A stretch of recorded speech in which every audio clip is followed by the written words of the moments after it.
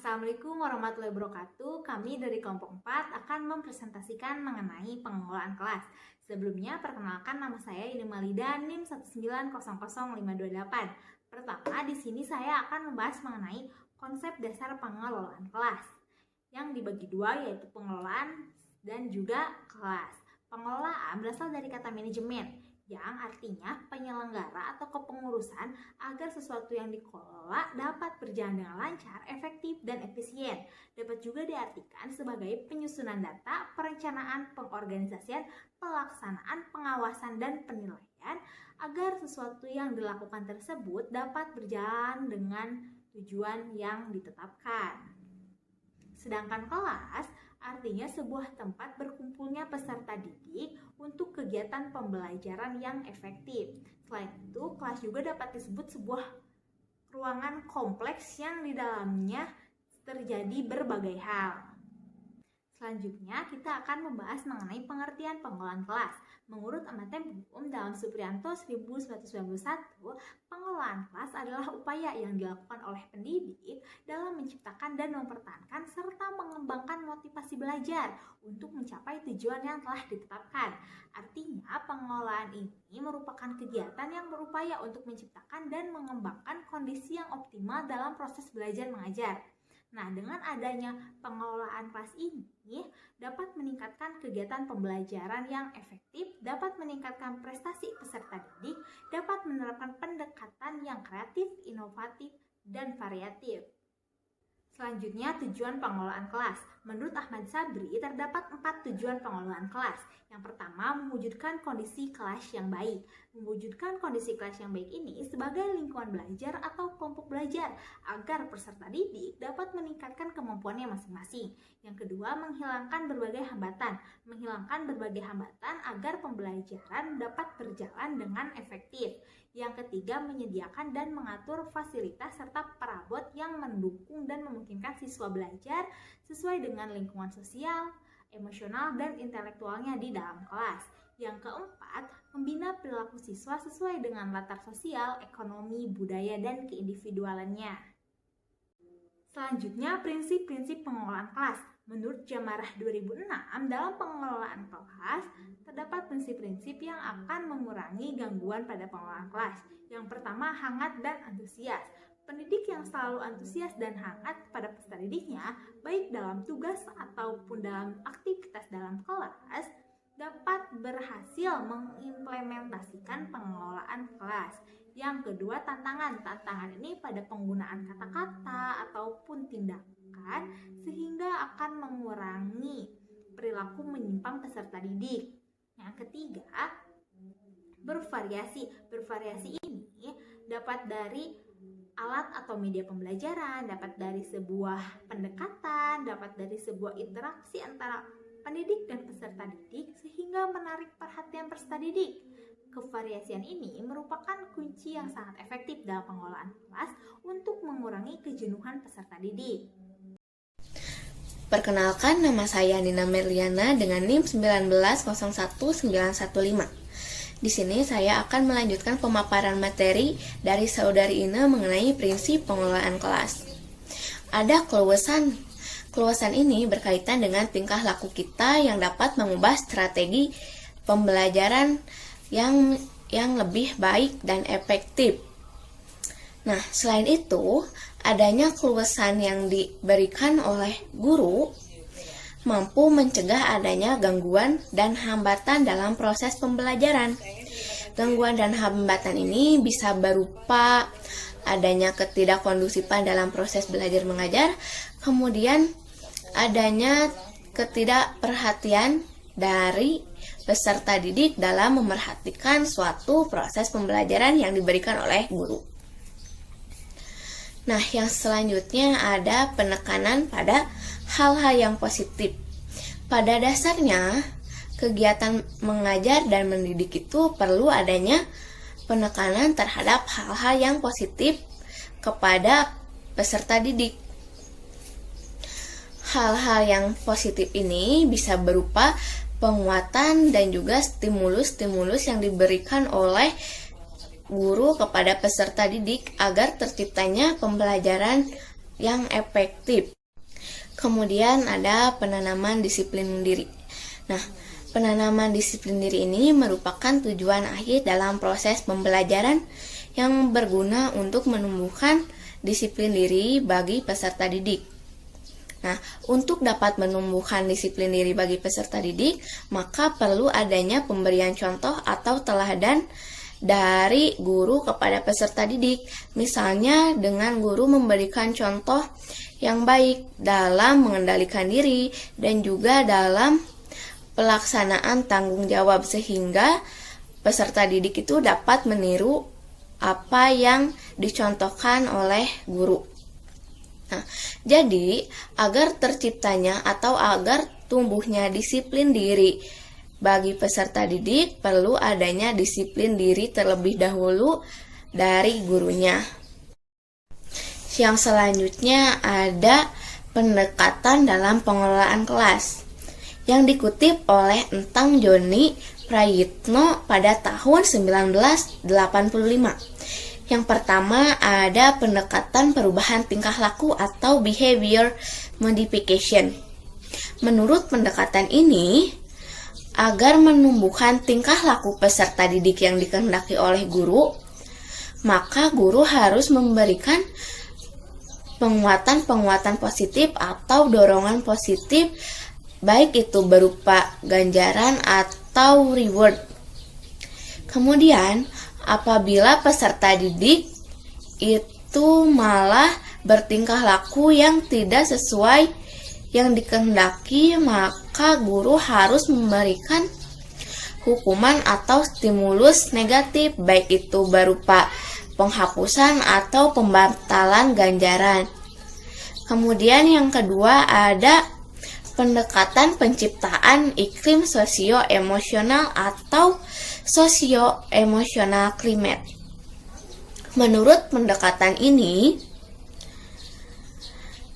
pada dasarnya pengelolaan kelas yang baik itu dilakukan dengan adanya proses interaksi atau adanya terjalin hubungan interpersonal antara guru dan peserta didik, di mana guru di sini memiliki peranan yang penting dalam pengelolaan kelas.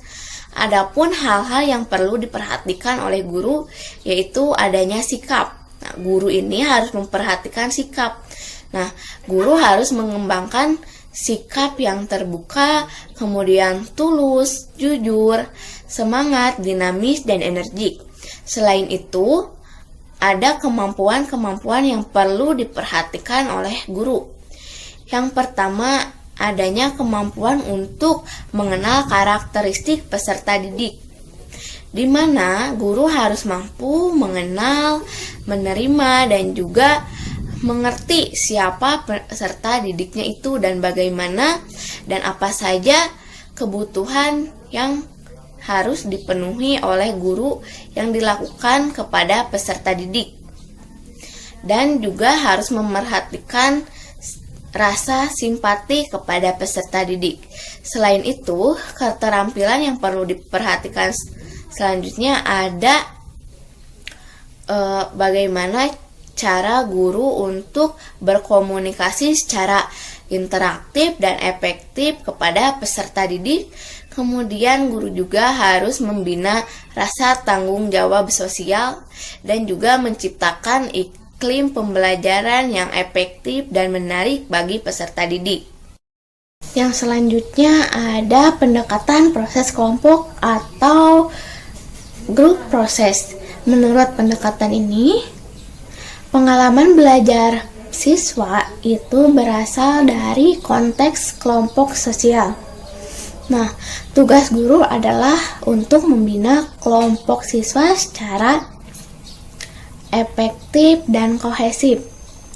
Nah, dalam pembentukan kelompok ini, guru harus senantiasa membina kelompok siswa dan agar memunculkan adanya interaksi baik itu antara siswa dengan siswa, siswa dengan guru. Nah, selain itu, guru juga harus mampu menumbuhkan sikap kepemimpinan peserta didik sehingga tujuan-tujuan dalam kelompok itu dapat tercapai. Kemudian ada pendekatan eklektik.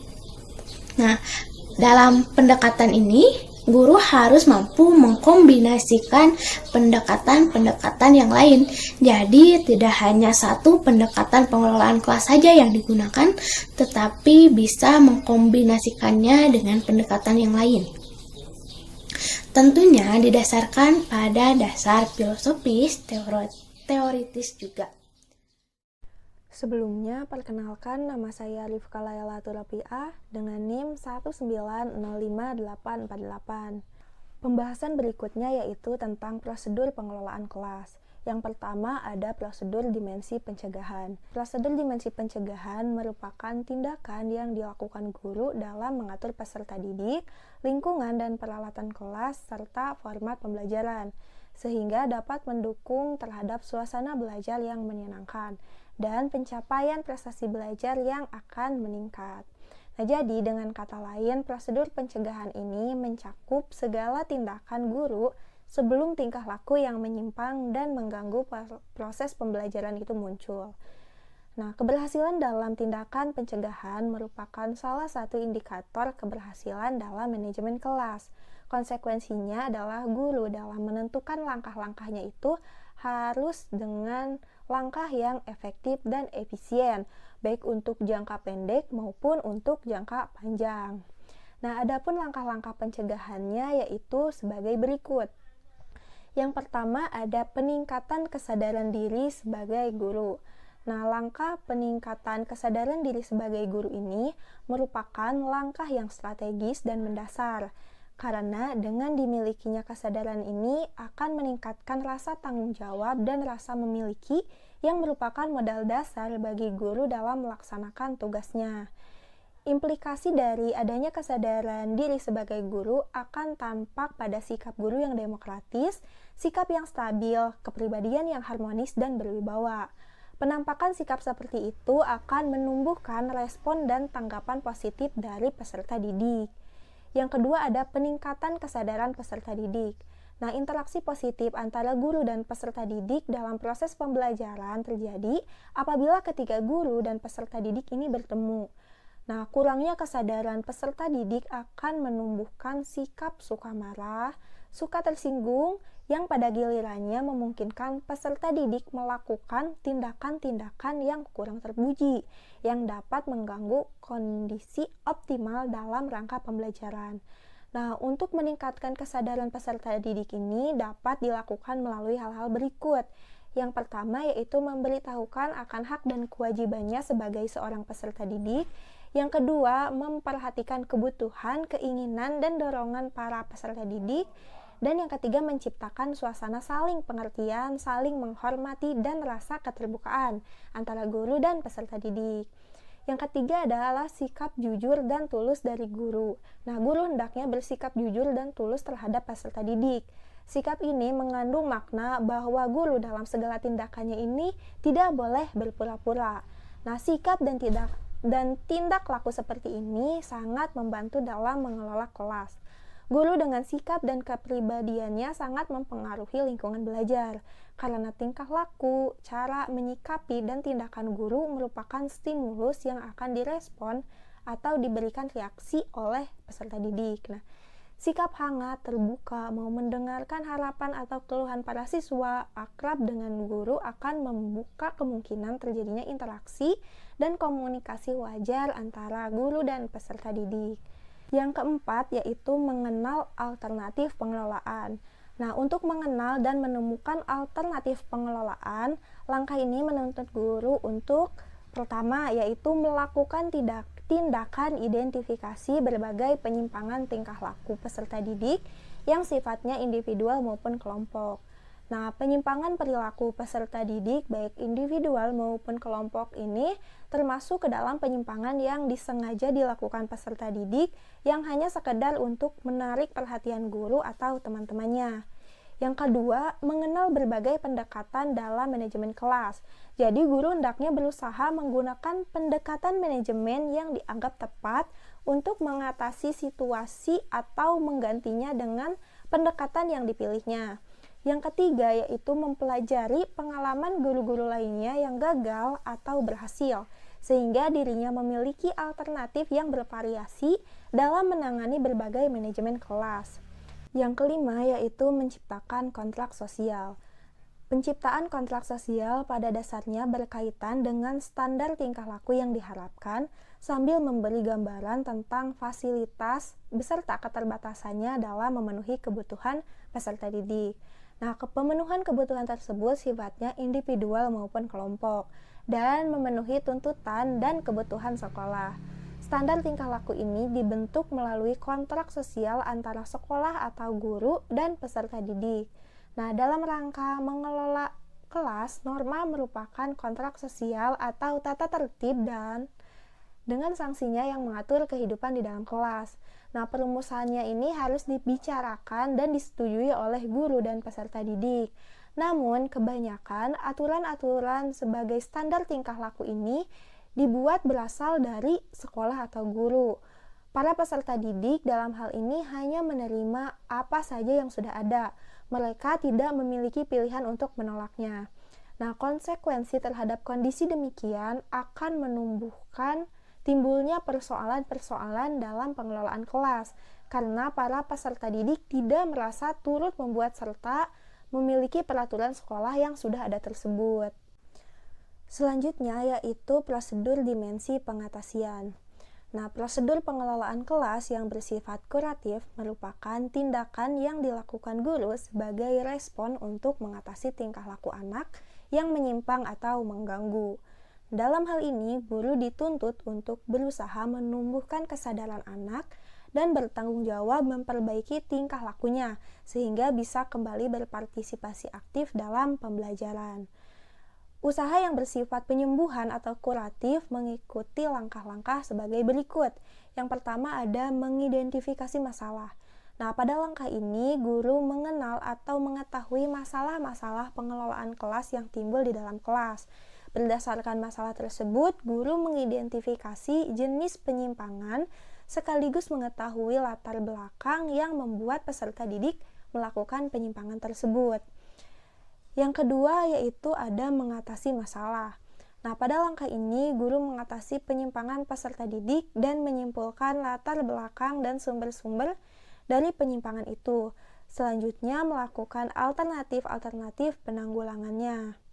Yang ketiga yaitu menilai alternatif pemecahan masalah. Pada langkah ini guru menilai dan memilih alternatif pemecahan masalah yang dianggap tepat untuk menanggulangi masalah.